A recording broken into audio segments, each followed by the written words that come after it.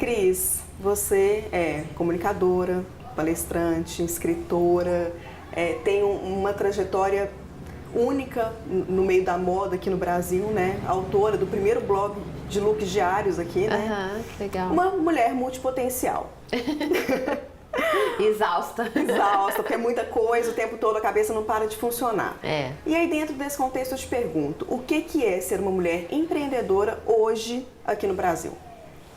Olha, eu acho que o Brasil está muito voltado para esse talento da mulher, assim. Pelo menos eu não sei se eu sou otimista, mas eu acho que o Brasil está recebendo muito bem essa mulher empreendedora, e acho que a gente vê pipocando empreendedoras o tempo todo. É até assustadora a quantidade de evento, né? Voe mulher assim, mulheres juntas, mulheres... Eu falo, às vezes até me incomoda um pouco, assim, não os eventos, mas eu não acho muito legal que se separem tanto as mulheres dos homens, porque eu acho que o legal é o conjunto, né? Mas talvez seja necessário um certo exagero para sublinhar esse papel da mulher, sublinhar esse potencial. Eu acho que o Brasil está muito receptivo para esse empreendedorismo feminino. Tem uma inquietação feminina mesmo. E quando você cria um negócio, né? Quando você, não só um negócio, eu não tenho um negócio, né? Eu tenho vários pequenos projetos que eu vou, né? Eu sou uma empreendedora hoje em dia, coisa que eu nunca achava que eu podia ser. Quando você está a fim de fazer uma coisa, você encontra muitas mulheres que querem também. Então, existe um cenário que, em algum aspecto, é muito positivo para esse empreendedorismo feminino. Mas a gente ainda tem que passar por várias coisas que, infelizmente, a gente lida com um machismo constante, né? Assim, não só na vida, no dia a dia, como também nas empresas. Mas eu acho que é um movimento que não tem volta, assim. As mulheres são muito fortes, né? Muito fortes. Vamos voltar um pouquinho lá atrás, né, no Hoje Vou Assim, como surgiu essa ideia, essa história toda. Você se sentiu uma empreendedora quando o Hoje Vou Assim começou? Você já tinha essa consciência? Olha, eu venho da publicidade, então eu estava dentro de uma agência de publicidade, e na publicidade a gente está sempre pensando estrategicamente.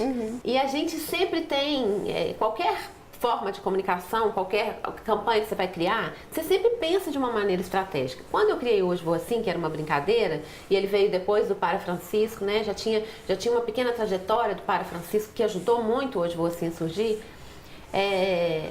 Eu percebi uma determinada hora, eu falei, tem um negócio aqui. Mas eu não tinha, claro que eu não fiz com essa intenção. E quando eu percebi, o meu lado empreendedora ficou muito com antenas ligadas. Quando eu comecei a receber muitas roupas lá na agência onde eu trabalhava, que todo dia chegava alguma roupa, e eu falava assim, eu acho que vai chegar uma hora que eu vou poder fazer um merchandising cobrando por isso, porque eu já estou virando uma vitrine. Até o dia que eu recebi um convite, né? E eu lembro assim da alegria, foi uma marca do Sul, e era uma coisa muito pioneira mesmo. Eu fiquei muito alegre, porque eu já sabia, assim, eu comecei a entender que eu estava virando um veículo. E era engraçado que eu falava, eu sou um outdoor humano, né? Mas eu nunca tive muito problema com a questão da publicidade, sempre foi uma coisa muito familiar para mim. Então o meu lado empreendedora falou assim, tanto é que depois disso, né, depois do Hoje Vou Assim, eu saí da agência, coisa que eu nunca poderia imaginar, porque eu lembro do meu pai falando assim, olha, você tem que conquistar seu salário, né? Então eu sempre fui educada para ser assalariada. E sempre achei que eu ia morrer assalariada, né? E de repente a coisa foi crescendo tanto que eu saí da agência de publicidade, eu não tinha dinheiro, eu peguei meu fundo de garantia, fiz uma negociação com a agência que graças a Deus eu pude pegar meu fundo de garantia, não tinha dinheiro guardado nenhum. Eu tinha um filho, não tinha o pai dele, não tinha meus pais, né? E justamente nesse momento me tornei empreendedora. Acho que vem uma certeza, assim. Eu acho que você descobre que há dentro de você mesmo essa antena, né? E aí não tem outro caminho para seguir, né? Mas é uma transição, como você falou, seu pai sempre falou, você tem que ter o seu salário. Essa transição do salário caindo na conta todo mês, para você vai ter que correr atrás do seu salário todo mês? Nossa! Ela é difícil. Difícil demais. Até porque, o que acontece? Depois disso, você aumenta os ganhos, porque você vê mais possibilidades, então você aumenta o seu leque aumenta, né? Isso que você percebe, você fala, nossa, eu estava dentro de uma agência e tinha tantos outros leques, mas aí você começa a ter uma vida um pouco mais cara às vezes, né? Então hoje, para mim, por exemplo, é difícil voltar para uma agência de publicidade, por mais que eu tenha emprego, eu acredito que eu tenha mercado para mim, né? Assim, eu tive uma carreira legal e tal, mas o salário já não me sustenta, porque... E outra coisa é que eu vou ficar lá o tempo todo tendo ideias para os outros, sendo que eu poderia estar tendo ideias para mim, né? Mas é uma loucura ter ideia para mim, porque não existe garantia, não tem nada garantido no fim do mês, não tem garantia de que aquela ideia vai dar certo. Então, assim, eu já embarquei em várias ideias que deram errado, né? E é importante a gente falar que faz parte dar errado, né? É parte do caminho. É parte do caminho. Tem 10 anos que eu me tornei... Não, 10 anos, vai fazer 9 anos que eu me tornei autônoma, né? Vai fazer em maio agora. E eu já levei vários tombos, assim. Me associei a uma pessoa errada, levei calote, sabe? Rola. E investir numa ideia que não deu certo, que é legal, mas eu demorei a concretizar, a fazer a ideia acontecer. E aí o resultado é que já não tinha mais coerência com o tempo, né? Ou seja, as coisas são muito rápidas hoje em dia. Porque desde que eu criei o blog... os 2 blogs em 2007, ou seja, nesses últimos 12 anos, muita coisa mudou de uma maneira exponencial, muito mais do que os 12 anos anteriores, né? O que você buscava naquela época e o que você busca hoje, com o seu trabalho? Olha, é interessante isso. Hoje o que eu busco é que o meu trabalho valha o suficiente, porque hoje eu tenho certeza do valor dele, né? Então eu busco encontrar no mercado quem pague pelo meu trabalho o que ele vale. E isso aí não é uma coisa simples, né? Eu busco uma tranquilidade, eu não quero fama, né? Porque tem um momento que você ganha fama, que isso é muito atraente. Mas depois você descobre que a fama ela tem um preço muito alto. Mas eu percebo assim, é muito importante eu entender quem sou eu nesse caminho e não embarcar num caminho que é do outro, porque existe uma facilidade muito grande de você olhar o caminho do outro. Vou te dar um exemplo muito claro. Com o Hoje Vou Assim, surgiram vários blogs de looks do dia. E todos, assim, muitos incríveis e tal, só que numa trajetória de mulheres mais jovens, que não tinham a ver comigo. Então, elas trilharam um caminho que foi diferente do meu. E em algum momento eu falei assim, nossa, mas elas estão conquistando muito público. Aí eu pensei... será que eu estou fazendo errado? Será que eu posso? E eu demorei um tempo e entendi que eu tinha que me assentar no meu lugar e perceber que a minha característica tem que ser respeitada. Não há público que seja conquistado com alguma coisa que você não faz de verdade, né? Então o que eu percebo hoje é que eu tenho um trabalho que ele pode assim, eu tenho 72 mil seguidores no Instagram. É um patrimônio. Eu não sou uma grande influenciadora, eu não tenho 500 mil nem 1 milhão, mas eu acredito que os seguidores que eu tenho, todos conquistados um a um, né, naturalmente, eles têm uma confiança muito grande no meu trabalho. Existe um tempo que eu tô aí e o que eu sinto é que a cada dia o meu trabalho ganha mais respeito, né? Eu não sou rica, tô longe disso. Eu tenho uma vida confortável, mas ainda oscilo, porque a vida do empreendedor é um pouco assim. E precificar, como que... Já era da publicidade, então essa ideia de preço, né, de marketing já estava muito incutida ali no seu trabalho, né? Já fazia muito parte desse seu universo. Mas não na minha área direta, né? Pois porque eu trabalhava com criação, então eu não estava lidando com valores o tempo todo. Mas já tinha uma ideia. Sim. Como que foi transformar então o seu trabalho, a sua hora, precificar a sua hora de trabalho? Na verdade, eu raramente precifico a minha hora de trabalho. E aí talvez more a grande questão minha hoje, porque, vamos supor, vou te dar um exemplo. A minha palestra, ela já valeu menos, hoje ela vale mais, e eu sei que a tendência é ela valer cada vez mais. Quando a pessoa fala comigo, mas é só 1 hora, vem dar uma palestra aqui. Aí eu vou dizer o seguinte, se eu abrir um precedente para algumas pessoas, como é que eu faço para dizer para as outras que eu vou cobrar? Então, é aquela coisa, é só uma palestra. Não, não é só uma palestra, são 48 anos de idade, é uma vida, é uma construção, é uma experiência que eu passei que fez com que tudo fosse reunido nas minhas palestras, né? Então, tem uma história aí. E você tem que olhar para esse produto e falar, esse produto não é só o tempo que ele demorou para ser feito, não é só... É também o meu desgaste como pessoa, é tudo que eu aprendi, tudo que eu sofri e tudo mais. E a hora de trabalho, por exemplo. Existe um trabalho que eu faço que é estar aqui conversando com você. Isso faz parte do meu trabalho, é muito interessante eu dar uma entrevista para que eu também divulgue meu trabalho, divulgue meu... Isso também faz parte do trabalho, mas isso não é remunerado, né? E que ótimo que existe, que ótimo que eu dou entrevista, mas existe uma parte do trabalho da pessoa que é influenciadora, palestrante, escritora, né? Da pessoa que é pública, que é lidar com o público, lidar com a imprensa, e esse trabalho não está precificado. Então não tem como a gente precificar uma hora de trabalho, a gente tem como precificar assim, a palestra, o tempo que eu vou estar lá é tanto, mas também tem o tempo que eu vou me deslocar e vou estar longe, não vou estar fazendo outras coisas, né? E é difícil a gente... não só a gente dizer para o outro o nosso preço, como o outro entender o nosso preço. E muitas vezes a gente é obrigado a dizer não para falar, para que as pessoas entendam, para que o mercado entenda e para que nós mesmos possamos entender que é melhor dizer não do que se desvalorizar.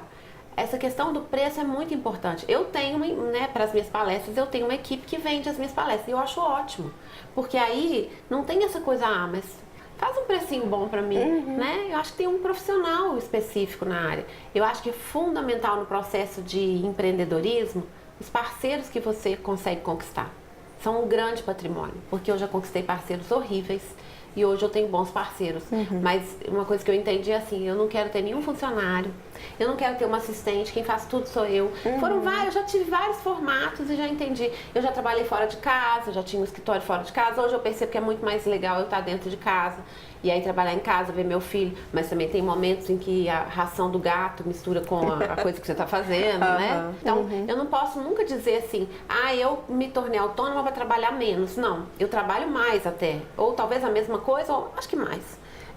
Mas existe uma vontade de trabalhar que é muito maior, porque eu sou minha própria empregadora, né? Então, é difícil, mas é muito legal também. É muito legal você descobrir o quanto tem de potencial dentro de você. Agora, não imaginava. Falando em potencial, como hoje você ganhou um espaço, né, uma visibilidade no mundo da moda que foi muito grande. Como que a moda influenciou sua carreira, mas também a sua autoestima? Nossa. Como que foi essa relação? A minha relação à moda, a moda e a escrita são duas coisas que influenciaram muito a minha autoestima desde pequena, né? Quando eu era pequenininha, que eu queria ter... Minha mãe comprava as nossas roupas na mesma, porque somos 5 filhos, e claro, né? Então eu queria escolher as minhas próprias roupas, eu queria ter um Adidas que não fosse falsificado. Queria ter um All-Star e não um tênis Bamba e tal.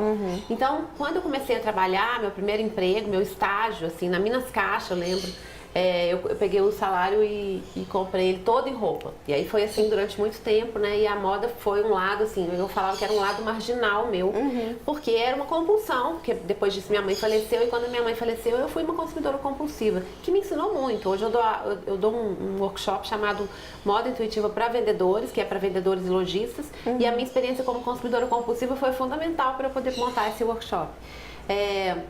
Mas a moda, quando eu comecei a comprar roupas, eu comecei a me sentir uma pessoa mais bonita, né? Eu tinha uma autoestima muito baixa, eu era a filha mais nova e tinha muitos conflitos com os meus irmãos, assim, não me achava uma pessoa interessante, assim. E aí eu cortei meu cabelo com 19 anos, nessa época eu já gostava muito de moda, e aí quando eu cortei o cabelo foi uma construção de um estilo, assim, muito legal. Eu comecei a ficar mais satisfeita comigo, né? Só que tinha um exagero nisso. Aí, quando eu perdi o meu marido, grávida do Francisco, que hoje vai fazer quase 12 anos, eu comecei, depois que eu voltei de licença maternidade, a roupa foi um grande apoio para minha autoestima, porque eu acho que foi era o lado que mostrava que eu não me abandonava. Eu não ficava mulambenta hora nenhuma, né? Eu sempre me vestia bem e tal. Isso foi uma estrutura muito grande. Então eu acho que a moda, ela não é, pra mim, aquilo que pra maioria das pessoas a moda é. Pra mim ela é uma porta de entrada para um mundo em que a gente se gosta mais, é uma porta de autoconhecimento, é liberdade, é rejuvenescimento.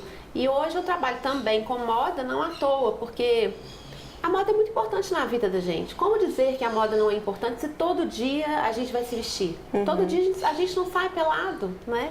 Então, não significa seguir padrões também, né? Exatamente. Isso é muito importante. E é uma coisa que eu trabalhei muito no blog, porque Eu era uma mulher comum, normal, e de repente as pessoas olhavam e falavam, que essa louca tá aqui na internet, né? Ah, mas você não usa maquiagem, ah, você é muito magra, ah, você, sei lá, qualquer coisa, as pessoas, você é feia, né? E eu falava, olha, eu tô feliz comigo, né? Então, eu acho que eu fiz uma coisa com o blog chamada Empoderamento Feminino numa época em que essa palavra nem existia, né? Porque as mulheres viam o meu blog, uma mulher comum, real, que tinha um sofrimento real, que era uma mulher que você vê na rua. Não é padrão de beleza, muito pelo contrário, né? E essa mulher estava se vestindo, fazendo pose de modelo, ficando bonita na frente da câmera. E independente do que os outros pensassem, eu estava muito feliz, né? Então, eu acho que a moda e a escrita são grandes veículos, grandes canais para que a gente se sinta melhor nesse mundo. Eu tenho um problema muito sério, porque às vezes eu não me sinto como a maioria das mulheres. Eu me aceito de uma maneira que é muito tranquila, né? É claro que agora o envelhecimento pesa, mas eu passei a gostar de ser eu mesma muito cedo. Isso aconteceu cedo e com a ajuda da moda. Então, a maior parte das mulheres está incomodada, quer colocar um silicone, quer fazer isso. E eu aprendi a gostar de mim de uma maneira irreversível, assim. Eu não sei falar, acho que foi uma estratégia de sobrevivência, sabe? Isso traz poder pra gente, sem dúvida. A gente fica mais poderosa quando a gente confia na gente. E é um reflexo também que a gente vê muito na sua escrita, né? Você falou do livro também, né? Dessa capacidade de escrita que também te empodera. Sim. A gente te vê em todos os livros, né? Em Para Francisco, obviamente, ali... Né, é o seu olhar, né, para o pai do Francisco, né, para o Gui, em que ninguém nos ouça, são as suas confidências. Na verdade, né? São livros muito autobiográficos, pois né? E essa agora história... eu tô começando a olhar um pouco mais para fora. O processo de dentro foi necessário, mas agora eu acho que é preciso olhar um pouco mais para fora. Agora eu tô super politizada, tá até difícil, porque eu não quero escrever sobre isso, é complicado, né? Desculpa, eu interrompi essa pergunta. Mas é isso, assim, eu queria entender como que essa sua verdade também, se foi isso que te destacou no meio de tantos, né? Sem dúvida. Eu tenho uma palestra que chama-se O Poder de Ser de Verdade. Eu estou escrevendo esse livro, inclusive. Eu quero escrever esse livro, O Poder de Ser de Verdade. Quando você se mostra de verdade, você é imbatível, né? E isso sempre foi meu, assim, eu sempre fui muito espontânea, né? Eu era aquele tipo assim, minha irmã falava comigo, quando os meus irmãos casaram, às vezes eles ligavam lá pra casa, tá tudo bem? Eu falava, não tá tudo bem. Aí um dia minha irmã falou assim, Cris, deixa eu te falar uma coisa, quando as pessoas perguntam se tá tudo bem, não é pra responder se tá tudo bem. É uma pergunta retórica, não, mas gente, eu achava que a pergunta era sincera. Então deixa eu te contar, né? Exatamente, não tá tudo bem, deixa eu te contar uma coisa. Então, eu lembro assim, eu falei que minha irmã me ensinou diplomacia, né? Mas eu sou uma pessoa absolutamente espontânea. Essa é minha grande luz e essa é minha grande sombra, porque eu me abro com muita facilidade. Eu aprendi a me preservar um pouco mais, mas assim, você repara num minuto se não tiver verdade no que eu tô falando, entendeu? Então, não tem jeito, não tem como. É igual uma pessoa que quer fazer uma marca de sapatos que não tem a ver comigo, que eu não usaria, quer fazer um anúncio na minha, né, quer comprar algum espaço no meu Instagram. Eu falo, gente, não vai dar, porque as pessoas percebem, né? Então, essa verdade, eu acho que, não que ela é rara, eu acho que ela é cada vez mais presente, mas as pessoas ainda, durante um bom tempo, né, de um tempo pra cá, ainda faziam muito as coisas voltadas para o outro. O que o outro vai pensar? Como que eu vou parecer? E eu falo muito da moda até nesse sentido. A moda, antes de satisfazer o outro, ela tem que satisfazer a você, mas não é nem na frente do espelho. É quando você veste uma roupa, ela tem que ser confortável. Se ela não for confortável, não é você que vai estar lá, você vai ficar com ódio de ter vestido aquela roupa. Então, assim, eu acredito que todos os melhores movimentos da nossa vida são de dentro para fora. É por isso que eu me coloquei tanto, né? Às vezes eu penso, nossa, gente, a pessoa só fala sobre si mesma. Mas eu tenho autoridade para falar de mim. E falando de mim, eu posso provocar um espelhamento de outras pessoas, né? Como na maternidade, por exemplo, né? Que é um espaço que a gente percebe que as mulheres têm buscado cada vez mais um equilíbrio entre o trabalho e a maternidade sem culpa, né? Sem parecer que é um problema querer estar perto do filho e querer trabalhar ao mesmo tempo. Como é que você enxerga esse conflito e esse crescimento, né, desse espaço hoje? Olha, eu acho que a gente veio de um movimento, né, que também tem a ver com, assim como a coisa da mulher, do feminismo, cresceu muito e eu acho muito importante. Eu já teve época que eu não estava tão desperta. Às vezes eu falava, não, porque é muito mimimi, né? Não é mimimi, não falava isso, mas assim, é muita luta, não tem que ficar tão brava assim. Mas aí a gente percebe que realmente a gente tem que lutar pelos direitos das mulheres. Assim como isso cresceu, graças a Deus, a questão da maternidade começou a ser vista de uma outra forma. E é interessante porque aí ela também atingiu um exagero, ela virou uma coisa um pouco exagerada. Na minha época, minha mãe teve 5 filhos, ela foi criando, ela tinha uma babá, ela tinha uma condição de vida boa, mas eu não acho que eu tive a atenção que o meu primeiro irmão teve. Natural, um filho vai dando atenção pro outro. E hoje em dia, a gente vive uma época da supermaternidade, que as mulheres elas têm uma preocupação excessiva com cada escolha que elas fazem em relação aos filhos, porque elas veem na maternidade uma realização muito grande, muito importante, elas têm uma noção da responsabilidade delas muito grande. Só que eu acho que há um peso excessivo nisso, que eu acho que a própria mulher se coloca a essa posição, talvez por ter lutado tanto, talvez porque agora os homens estão um pouco mais, ou mais companheiros, né, dividindo mais, então ela quer ter o espaço dela no trabalho, mas ela também quer ser uma super mãe, porque eu acho que a mulher, ela acaba exigindo demais de si mesma. E eu não sei se foi essa a pergunta que você fez, mas é a opinião que você tá me pedindo minha opinião. Eu acho muito legal você ter tempo para discutir a maternidade, olhar para a maternidade como uma coisa mais séria, um momento que não vai voltar, mas eu tenho um pouco de medo disso. Eu acho que, nas minhas palestras, eu meio que desmitifico isso. Porque como que eu fui mãe? Eu fui mãe no auge da viuvez, né? E no auge da viuvez, eu tinha que preocupar com meu filho, mas eu também tinha que preocupar comigo. Porque se eu não estivesse inteira... Olha, eu vou te falar, a coisa mais triste do mundo de educar um filho é no dia que você tá triste, sozinha. Aí você tem que levantar, correr atrás do menino que tá correndo e eu ser devastada por dentro. Então, assim, é preciso, muito importante, se dar espaço de ser uma pessoa feliz e entender que o seu filho também vai se virar em vários aspectos. Então eu fui aquela mãe possível, a mãe que teve ajuda, que muitas vezes não teve ajuda, que muitas vezes chorou na frente do filho, e a escola para mim é a que está mais perto. Eu já pus uma escola alternativa, foi uma experiência boa, mas não tanto. Então eu fui entendendo que o mundo real tá aí e que eu vou dar pro meu filho a adaptação que ele fizer ao mundo real é a mais próxima do que eu acredito que é bom para ele, mas que também esse bom para ele também tá incluído um senso de realidade, assim. Não vai dar para criar um mundo ideal para ele, né? Esse mundo não existe, né? Não existe. E eu percebo uma angústia muito grande das mães de dar o alimento certo, de educar no momento certo, desde o parto, né? E eu acho que isso traz um nível de frustração tão grande, porque assim, ter filhos é um exercício de frustração. É um exercício que vai te ensinar. Não existe, não é uma decisão racional ter filho. Não, eu fiz as contas aqui, então eu tô aqui dizendo, ó, o filho vai render tanto, vai gastar X horas por dia com ele. Não é um investimento exato, né? Eu brinco, eu falo que é o esporte radical de maior duração. Porque simplesmente quando você fala, ai, nasceu perfeitinho, deu tudo certo. Não, tá só começando, né? Então é isso, eu acho que é uma loucura. Eu acho que as mães, elas têm ainda uma ilusão do controle muito grande. E eu fui obrigada a treinar a questão da entrega muito cedo. Porque meus pais faleceram, minha mãe morreu, eu tinha 24, meu pai, eu tinha 31.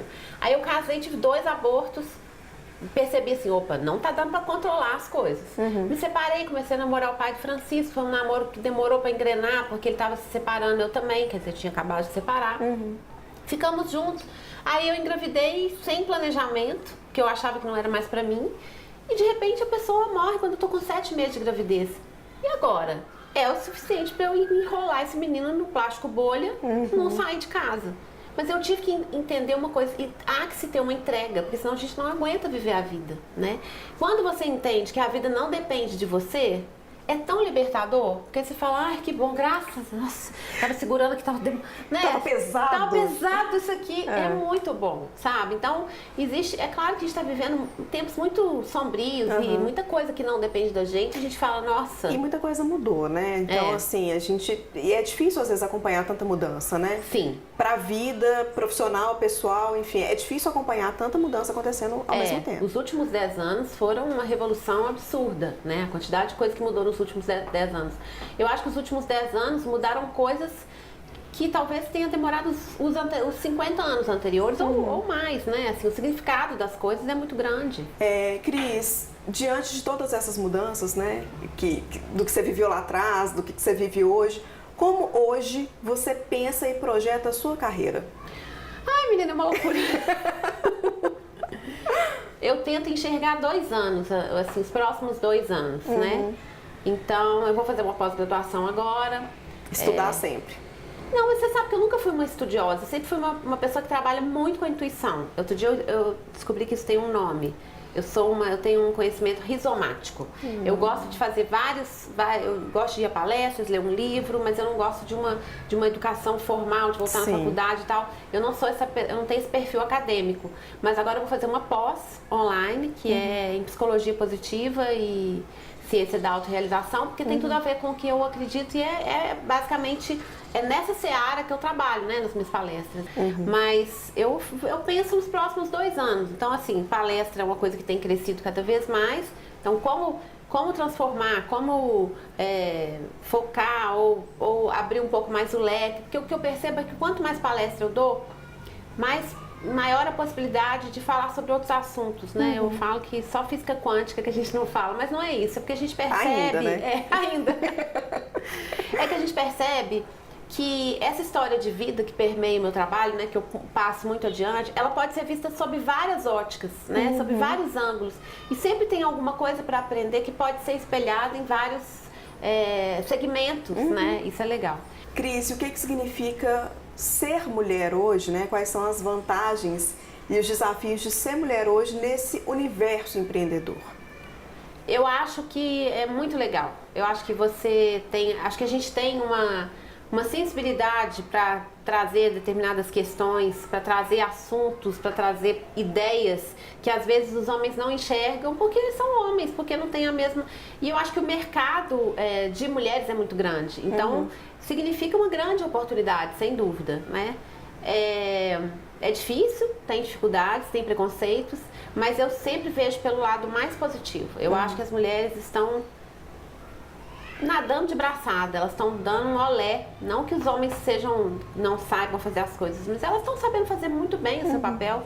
A mulher, ela tem uma força, né? A própria capacidade de gerar um filho, a maneira de lidar com o sofrimento e uma sensibilidade que em geral é maior do que a do homem, que o homem se endurece um pouco mais, né? Ele costuma ficar mais endurecido. Acho que é a grande vantagem. A gente tem um radar muito bom. Os homens têm um radar técnico, as mulheres têm um radar intuitivo, né? Eu só não acho que é legal se separar. Eu acho que a gente tem que fazer um movimento para se juntar. Mulheres e homens, Atlético e Cruzeiro, né? Assim, todos os lados. Essa separação não está nos levando a nada. Então me incomoda um pouco quando existe um ambiente só feminino. Eu acho que a gente ganha muito na troca, sem dúvida.